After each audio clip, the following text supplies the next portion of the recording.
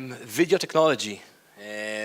We have a full agenda for today. Maybe we'll start with a quick introduction, mainly about where are you from in terms of a company, of your role, what's your core expertise, also for the audience to be able to ask questions on your expertise fields, and then we'll start with some interesting questions. Hi, great to be here. My name is Amnon and I'm the CEO of GeoEdge. We are in the space of ad verification, and we are helping companies, publisher, ad network, exchanges, DSPs to basically clean the ecosystem. So many of the issues that were presented in the last few sessions, we're actually dealing with them. So we have technology to make sure that the demand is clean and there aren't any problem like latency, autoplay, and so on. Hi, my name is Martin. Thanks for inviting me here. I come from Vonetize. Vonetize, what we do is OTT VOD services or video content services, which means that we buy the content license directly from the studios. I'm talking about top studios like Hollywood, very much like the Chili guys from Italy, but we do it mainly in emerging markets in Israel for 4 years now. It's called Smart VOD. This is the service in Israel, and the same in Latin America and Africa. I'm responsible for the product. So I came here to talk about, or to give a view, actually quite opposite of what you're showing here, that video ads actually doesn't work for long form, not for us anyway. Hi, it's an honor to be here. Thank you, Ariel, for inviting us here. I'm CEO of MGID. MGID is a native performance network. We're primarily doing native recommendation widgets, but there is a new thing for us that we're currently working on, which is video integration into our widgets. And for right now, it's a little bit closed process. It will be officially launched in January, but we are already ready to share some experiences that we are having. Perfect. Itamar Benedi, VP Strategy at Glispa. We're a global mobile marketing company. What's unique about Glispa? One, we're truly global with 8 offices in the world, employees from 50 different nationalities, and campaigns live in, I believe, all the countries. Second, we're truly invested in our tech part with our own SDK, API, data platform, and mediation business.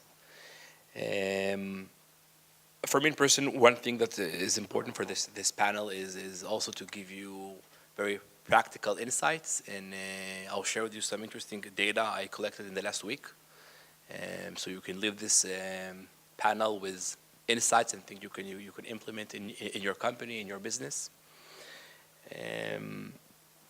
When I think about a video, even before ad tech, even before the tech part of it, I think it's amazing what happened in the last year or 2 years in video in general.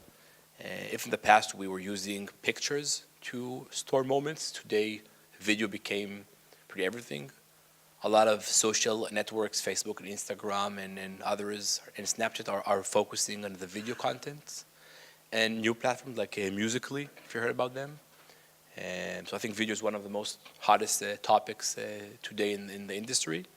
And I would want to start with some trends in what do you think is going on today in video. I mean, we have an interesting panel from different perspective of the video industry, which was important for us to give you a nice overview here.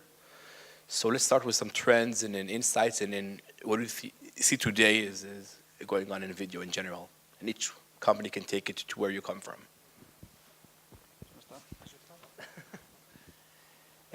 So from our perspective, when looking on quality of videos, so the fact that more and more publishers are now opening their inventory toward a programmatic video environment, that brings a lot of challenges in the quality arena. It's a trend, and a year or 2 years ago, you have seen that publishers starting to work. They usually had some kind of an in-house player, and they were cherry-pick very closely which partner they're working with, or have a direct relationship with the advertiser. But what we are seeing today, that the gates are gradually being open. We see it on a global base. And from our perspective, it's open a flood of quality issue that coming from the demand that we are helping our partners to tackle.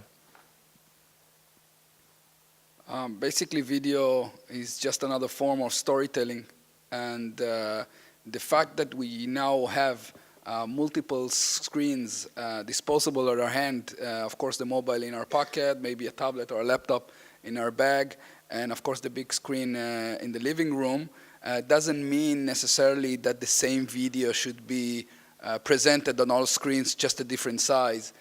It's a matter of context of use. It's a matter of course, the delivery network. If I'm on a mobile network, it should be a different video from the aspect of encoding and bit rates, and depending on the local networks that are available. So the challenges we are facing, for example, in delivering the same video from Disney to someone in Zimbabwe is not the same as someone in Brazil. And even in Brazil, it depends where in Brazil, because it's a huge country. It's a huge country, and people have different connectivities and use different screens. So it's all about detecting who's the user and when and where he's using and watching this video. Yeah, I completely agree with what was just said, because content is the king, but distribution is the queen, and the more precisely you're going to be able to define the verticals and the situation where user was just caught when he's consuming the content, the better you're going to be able to target and select the video content or the video ad for him. 57% of US mobile users, when they're actually 57% of the TV viewers in the US are actually using their mobile phones during the advertising, when there is advertising on TV. So you really can play with different kinds of situations, and every country is going to be different for that. So the more you're going to be successful in selecting those verticals and personalizing that specific video stream, content stream for the user, the more successful you're going to be. I agree. Some stats I wanted to share with you. If you want, you can email me later. I can send it.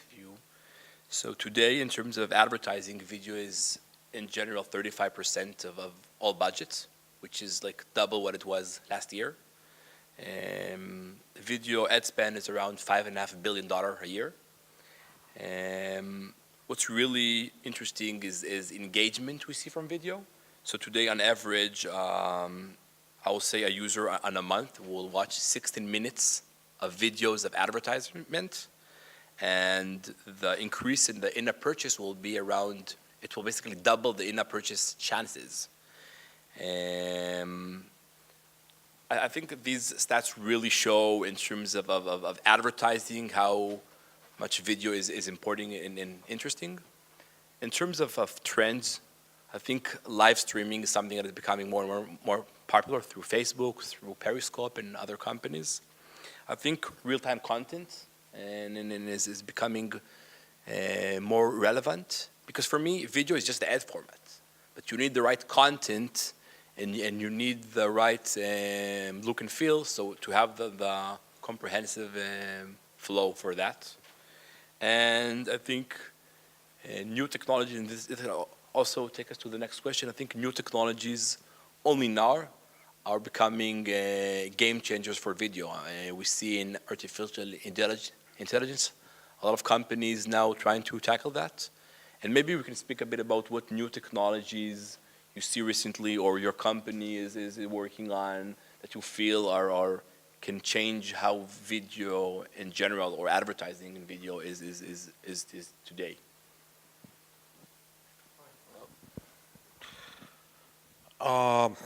From our perspective, it's, there are three hot words in digital advertising now, and I think the successful combination of those three words in a technology is going to be the next big thing for the online advertising in the world. It's mobile, because, everybody knows that mobile is the growing segment with regards to the devices in the content consumption environment.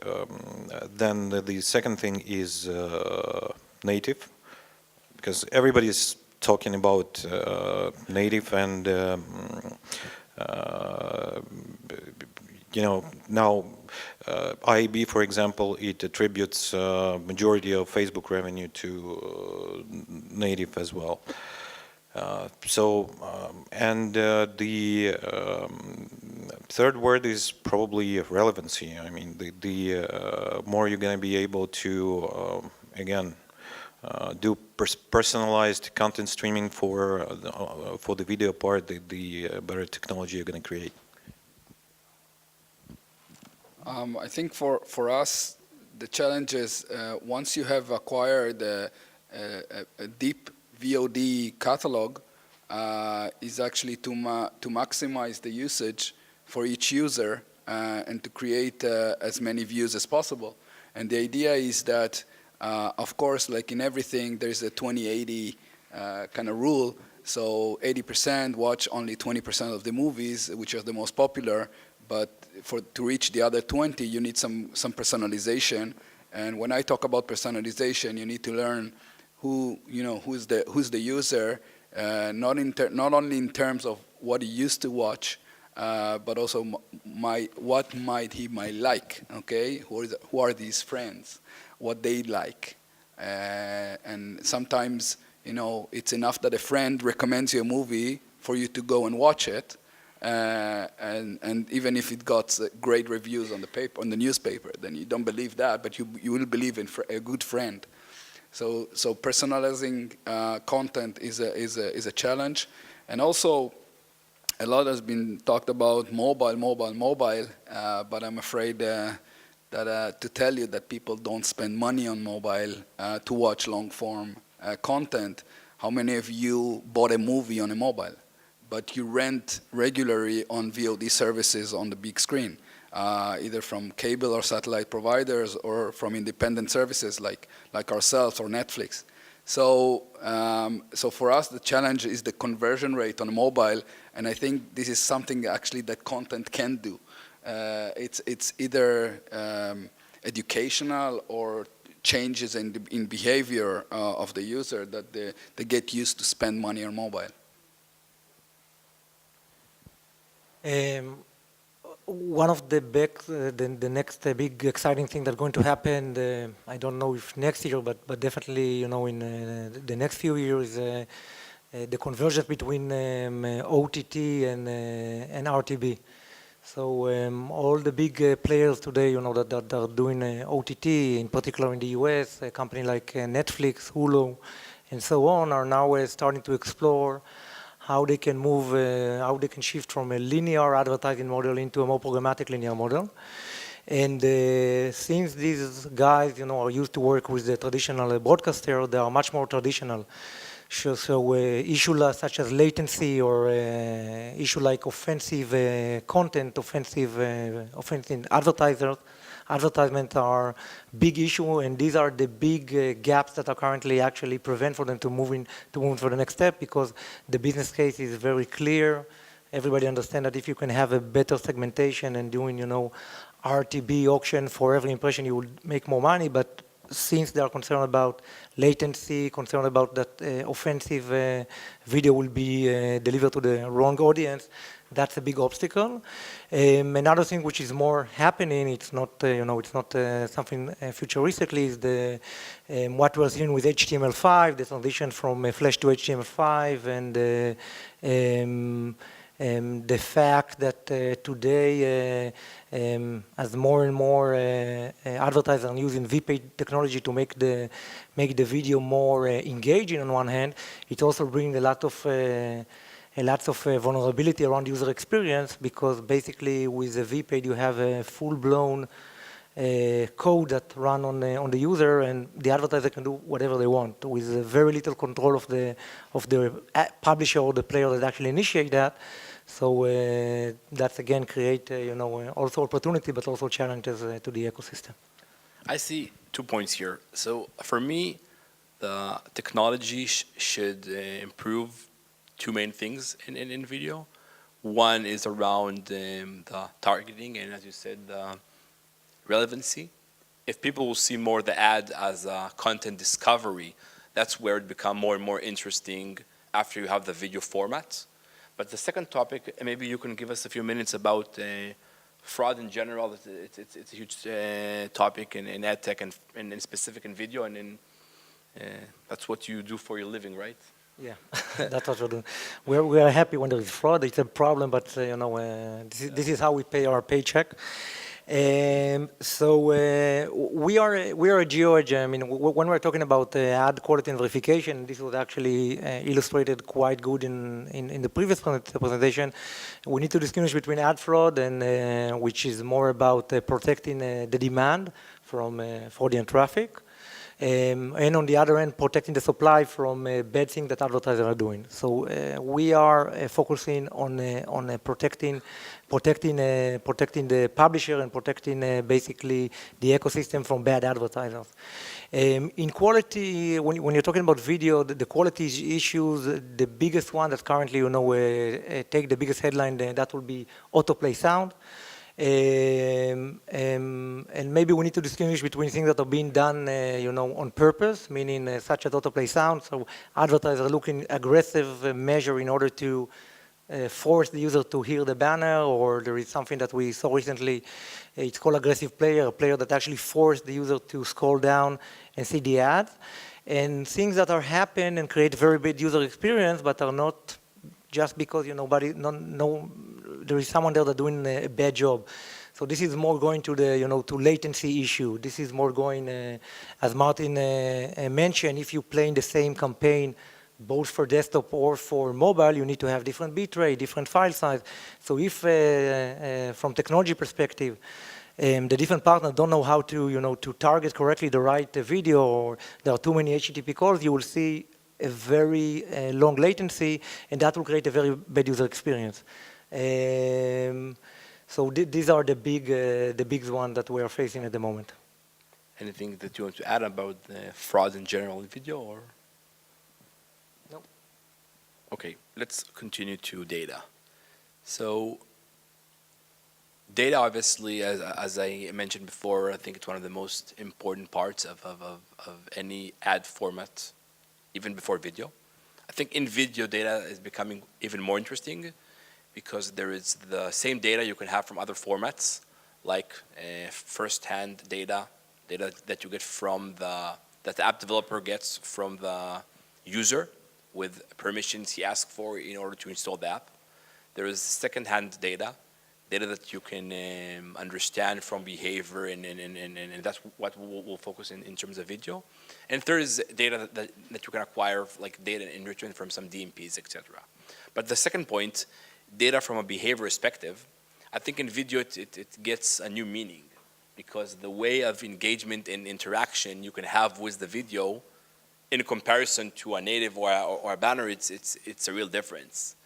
So I'm curious to speak about what do you think the role of data is in video, how data can take video to the next step, and what kind of data you think are relevant and companies should look for?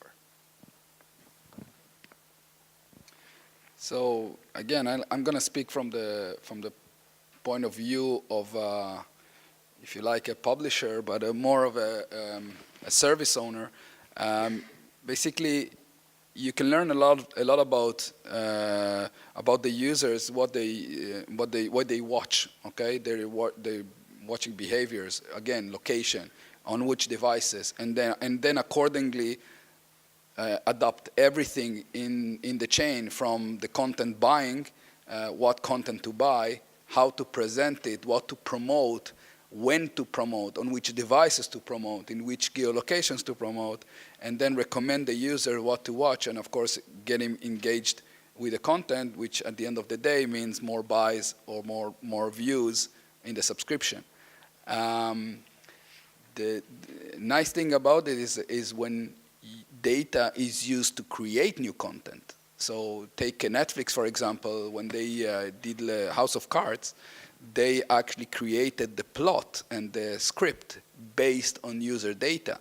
So the whole series was manufactured based on data they collected from the habits of their users, the data about who the users are and what they're gonna like.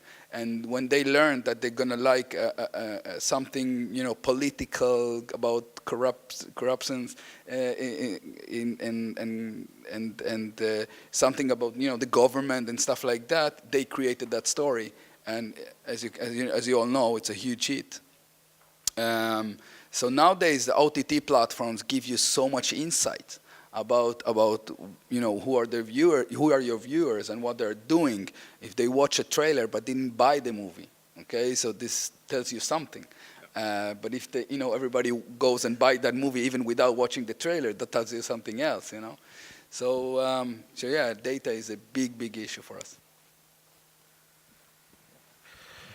It's, data is, like what you said, it's the most important part of any digital advertising nowadays. For the purpose of U.S. elections, data actually really helped the current president-elect get into power without actually winning majority of the voters in U.S. So from our perspective, yes, data is going to drive the development of video advertising as well on all the trajectories. First of all, with regards to creating content, yes, exactly, it should be taken into account. Then there are certain goals that advertisers have with regards to what kind of data they should analyze in order to get the better performance, better brand recognition, better engagement, better conversion rates. Though there is a very huge fight, especially in mature markets like US, for example, is with regards to the measurements and quality assurance tools and metrics on what kind of data should prove the quality of the video advertising campaign, or what kind of metrics should be used to prove that it was done properly. But data is going to drive it on all the trajectories, definitely. Yeah. Two things interesting from my side. One is the connection between video advertising and the app stores. I don't know how many of you are app developers, but it's an interesting one to understand the logic behind that. So the way the App Store and the Google Play works today is that it's mainly around engagement, and that's maybe the most important metric for where you'll be ranked. And I think video is the perfect platform for these kind of things. And first, there is the video in the App Store page. Before you download the app, there is the page in the App Store that you see description, and you decide if you want to install that, reviews. And when Apple added the option to add a video there, what developers saw is that the number of installs decreased. So a lot of developers stopped using the video preview in the App Store, which is a huge mistake, because maybe less people will install your app, but the people that will install your app will be much more engaged in the app because they have a much better understanding of what exactly your app does. And this is an example of where video can serve us really good in terms of really, as you said, telling the story in a better way. So that's where video is important, in mobile apps. Second, I want to speak about a specific ad format of rewarded ad video. I think this is a phenomenon what happened there, because publishers using this ad format on the one side saw an increase in the user experience, but also an increase in their monetization efforts. Now, the reason for that is that people decide when they want to see ads. They control that. They decide, they get an incentive for that, so they have a clear understanding why they're doing it. And then you'll see longer sessions in the game or in the app you play. A longer session will help your organic, as we mentioned before, but also your app valuation. But then you still get money from the ads. So it's a huge win-win, an example of where video, if you use it in the right space and you understand the logic of the App Store is really fascinating. What I want to speak now a bit is around personalization and in content, and I feel video is also relevant in this field, because by having a better storytelling, we know better who is the user. We can give him better content. We can give him a service that he would want more. What's your take on that?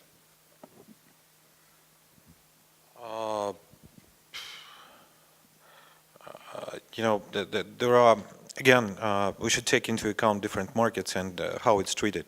Detailed personalization in US for the ads, for example, leads to better ad blocking. Because one of the top 3 reasons why users, at least users in US, install ad blockers is not for the purpose of the ads being annoying and they just want to block them, but because they don't want their personal data to be used for targeting or personalization. So we should be taking that into account. So there is, matter of fact, a challenge that, on one hand, we need to personalize the content distribution and make sure that we only show relevant things for relevant audience. On the other hand, like what statistics shows, 62% of those that installed ad blocks, they were actually using data privacy as one of the major concerns for installing ad blocks. So for us, it's a challenge, and we need to create better patterns. We need to, without identifying a specific user, we should create behavioral patterns. We should be working on contextual side and try to personalize content without violating that privacy issue that is very critical for them. Personalization of content in recommending the right content for the user can increase sales by 4 times if you show the right content for the user. Now there is a huge challenge to understand who's the user, and there are 2 methods in general to recommend content. One is based on your viewing habits. So if you like, action movies, let's show you more action movies. This is one method. Another thing is going by who you are. So if your friends like action movies, they show you also action movies because your friend liked it and you might like it as well. The problem is how you know who your user is, because obviously, as I said earlier, that friend recommendation can be much, much more reliable, and you have so much trust with your friends. Now, everybody understands how Facebook Connects works on mobile, but on the big screen, it's a big challenge, and only if for the login purpose. Okay, so login on a mobile, there is no much need, only one time, and you know that the mobile is that user. But on a TV, where all family is using it, this is a big challenge, because if I forgot to log out, I'm gonna get recommendations for SpongeBob, for SquarePants, because this is what my kids watch. So this, and not to say that they hit like or share and it's gonna appear on my wall. So this is a challenge, how you personalize a medium that it's shared by many. And again, this is for recommendation of content, but what about advertising? If the system learns that I'm a male adult who likes motorcycles, this is not relevant on the big screen for my wife, right? So yeah, personalization is a key, and it's a very it's a very challenging task to do. Good. I think about ad blocking. I think ad blocking in the number of people that use it and the rise of that is an indication that something in video and something in ad tech is still broken. And I don't think the current solution can stay for a long time. So today, big publishers, for example, Forbes.com, block people that use ad blockers. And then this can continue and continue, and I don't think this is a long-term solution. The publishers are losing a lot of money here, and obviously the users are being blocked from content they want to discover. So I feel the industry will go to a place that it will find the natural equilibrium and could coexist.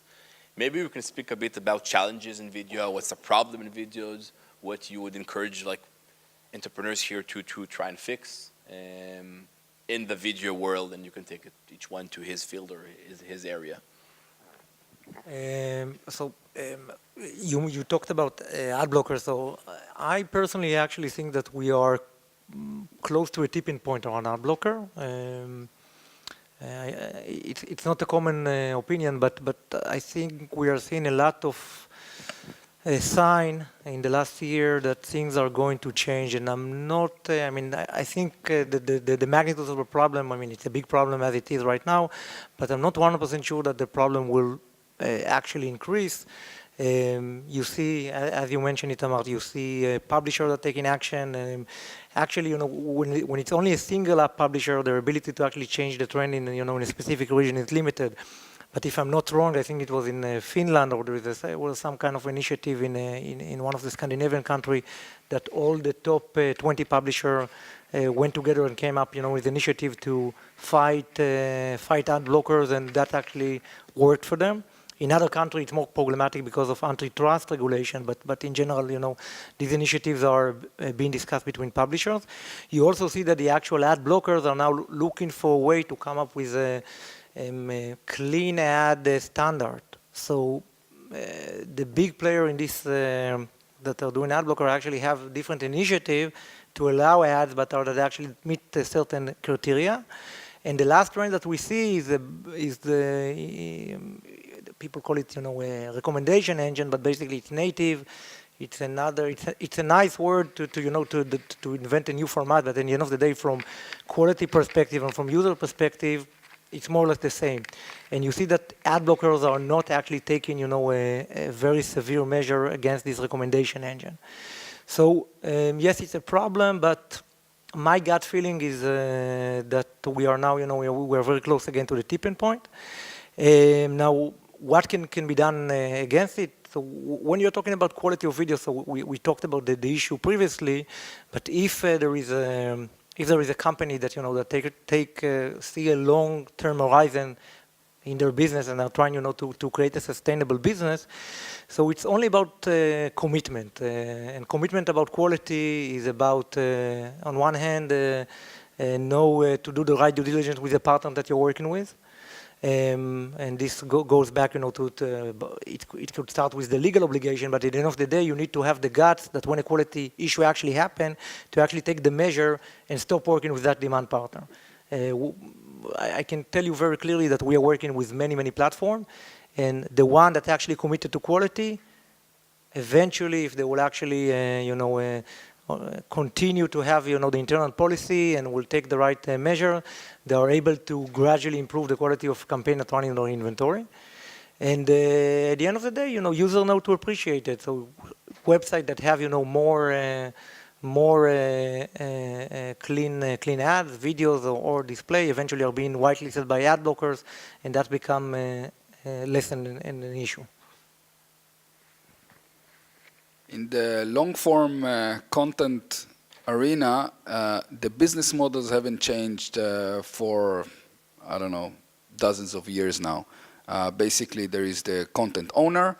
He decides how he wants to sell his content, whether it's a transactional VOD or under a subscription, or he allows to put ads on it. So on top of all what has been said today about fraud and about reach and about fill rate, when I take example the countries we are operating in, and assuming the content is allowed to put ads on, because obviously Disney won't allow us even to put ads on the content, even on Pinocchio from 1941. Okay, they're still selling that movie. Okay, transactional. They're not allowing us to put it on a subscription even. So they are the content owners, and then decide what to do. But even if we have content that can be sold as freemium or with ads, and maybe if you pay subscription, we remove the ads. The problem is the balance between the CPM and the cost of delivering that movie to 1,000 viewers doesn't make any sense. Okay, so usually the CPMs, especially in emerging markets, is so low that I'm going to pay more just for the CDN than getting money from the advertising, and not to mention, that we want to make money. Okay, so the challenges on long form formats is it's in the business model even. It's not in the fraud. It's not in the in technology and personalization. It just doesn't make sense yet in business wise. Yeah, I just wanted to add on the not only on the content consumption side, but also on the video advertising. That I think the major challenge that is preventing the industry from growing is lack of standardization again for the measurements and lack of transparency that is actually that is not only a problem for video part, but it's the whole problem of the programmatic world. And matter of fact, it makes it even more difficult in the in-app traffic that is going to grow and probably this is the segment that is going to enjoy the best growth rate for the next several years. And when in majority of cases you cannot even track the viewability properly, you don't even have to start talking about all the other measurements. So somebody who's gonna maybe who is sitting here, who's gonna come up with those standards and make them acceptable throughout the industry is really going to succeed. Let's speak a bit about programmatic. Is like all the R2B protocol is something that really increased in the last years. If somebody is not familiar, R2B is that all the auction of the ad inventory is in real time, and then you can have a dynamic price per a very specific target audience and pay more for your most relevant customers. The problem in video, as how I see it, is so there's several problems. One is around the timing. If you need to take really fast decisions versus serving the video. And in my opinion is that for programmatic, video will need to do some adaptations to be relevant and to be on this fast track. What's your take on that in terms of programmatic and video? Or nothing, and then I'll just speak about it then.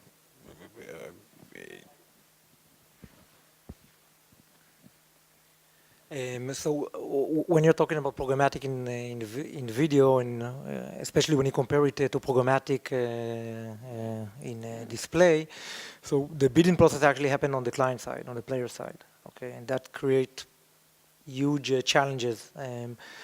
Just you talk about adaptation. I can come up with just a very simple example. So yes, you want to find the partner that will pay you the highest bid, but on the other end, you need to take into account how long it takes.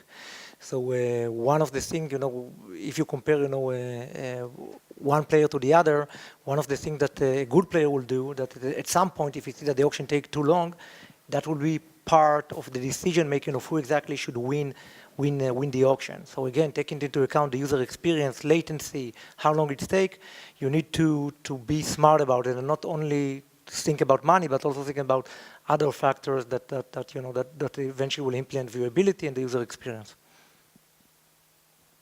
I want to just tell you about a challenge that might happen in not in a VOD, because in a VOD there is no big challenge of latency and the decision making. It usually takes a few seconds to load, and people are used to when they pay a movie, they need to wait a bit until the movie loads. So that's not the problem there. But think about, for example, what we call playout. So it's kind of a linear channel, right? But it's personalized, or it's different for every different user. And then we need to take breaks. We need to take breaks and put advertising in the middle. Now think about that. If it's personalized, there's no problem again, right? But if we want to be effective, we create basically a playout. Basically, it's a folder where I put all the assets of the video, and then the machine takes those files and puts them in one big stream. But then it needs to stop. Now, what happens if, for example, I have an ad in a certain region, but in a different I don't? So I can't just stop this, stop the video for that user and say I have nothing to show you. So just get a black screen in the meantime. So technically wise, it's a big challenge to do a playout stream in multiple regions with the fill ratio that we're getting today. Okay. Last question from my side, and then you'll have time if there's additional information you want to tell the audience, and you'll have time for questions, and then coffee outside. Let's speak about social networks a bit. So first, YouTube and video in YouTube is growing super fast. And there was a main problem around how these social influencers could monetize to their audience. Because there was a big dream, I'll just build a huge audience of influencers and somehow I'll do money in the future.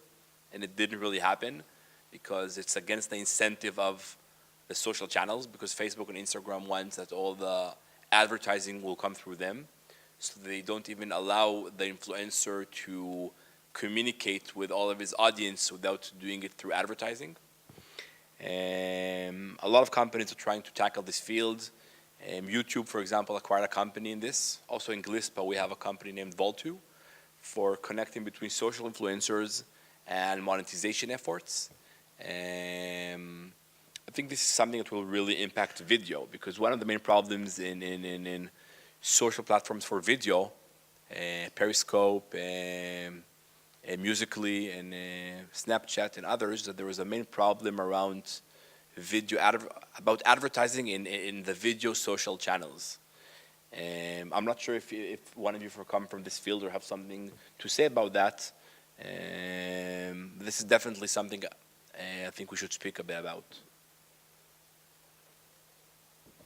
So, if I understand the arena, and I have a similar, I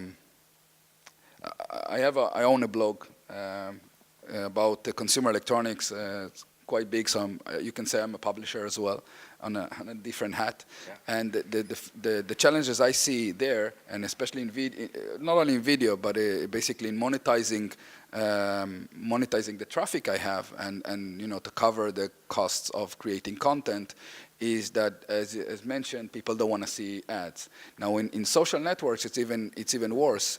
Everybody's familiar with Statusim Metzaitzim, a very popular page on Facebook that they said, okay, we have a huge traffic, I cannot make even one dime on it. So they tried and sell content. So what you're saying is that, okay, on those social networks, on Instagram and Snapchat, I cannot add my own, I cannot monetize it by adding my own ads, but let's put paid content or a product that I will use inside my video. I'm getting paid on the back door, and the platform doesn't know about it. If I used it in But then you go into ethics of what is the, between the reader and the content creator, right? So if you believe that user, and you used to believe, status image, it seems again is a great example. Everybody thought that their posts were genuine and they were funny and whatever, but when they learned that that they were paid, that trust was broken forever, and they couldn't come up again, not with a different page, and definitely not on a website outside of Facebook. So I think it's a very, very, very dangerous path to go unless it's very, very upfront. And if it's upfront, then again, then the platform will know, and they won't allow it. So I don't see that happening, really. I think there's a problem between power between content creators and social channels. There is an app named Soup. I'm not sure a lot of you heard about that, but that's a social network. That's all the monetization is through the content creators. So they are the kings. They decide if you need to pay to see their content. They decide if their audience will see ads or not. So that's a bit different because everything is around the content creators. Like in comparison to Facebook and all the main ones, which everything is around the platform. Facebook don't really own content, right? I don't think the situation today could keep for a long while that the content creators take a very, very low percentage of that cake. For sure, it should come from a way. It should come from the social networks that I believe with all the competition, it will change. Already, you see that in Snapchat, they pay for the influencers as part of the advertising. So I think that's it's one of the ways it could go. But I think content creation on video will need to somehow change because the incentive for the creators will need to be strong enough to continue and do that. That's just my take on that. Anything you want to add about, like, to the audience, something we didn't speak about? A secret sauce of your company, maybe? Nothing. Questions? Perfect. So if you have questions, we would love, we can do it in two ways. First, general questions that you want to speak with all the audience, and then we'll also stay here a bit if you want to have specific questions for one of us, or more like in private chats, or if you don't want everybody to hear about the new cool startup that you want to build, it's also good. Any question? I wanted to ask Sergey. Yeah. Sergey is coming, the company is coming from Kiev and Los Angeles, and can you elaborate a little bit more about what you are looking for? This is the first time in Israel. What kind of companies are you looking for to partner with? First of all, thank you, Ariel. First of all, I want to apologize because this is my first time in Israel. I should have come like 10 years ago. Because I frankly think that Israel is number 2 after US, probably with regards to ad tech technology and everything that is happening around advertising. And Ariel, again, thank you for prompting. We are shopping around kind of for new projects, new startups that are related to advertising, and especially with regards to native and video fields. So we basically are open to any partnerships. Like I told in the beginning, we are launching our video product in the first quarter of 2017, and we'll be eager to talk to anybody with regards to cooperation that is going to lead to better user experience, to better results for our advertisers, and better monetization for publishers. I'll just add that just another stat about Israel. Even outside EdTech, in NASDAQ, if I take China and US outside, Israel has the most number of NASDAQ companies, like public companies in the US. So it's not only in EdTech. I'm just representing the Israel country here. So. And okay. The two biggest competitors of ours are obviously from Israel as well. Okay, more questions? Okay, thank you for attending. We'll be here if you have questions. Have a good one.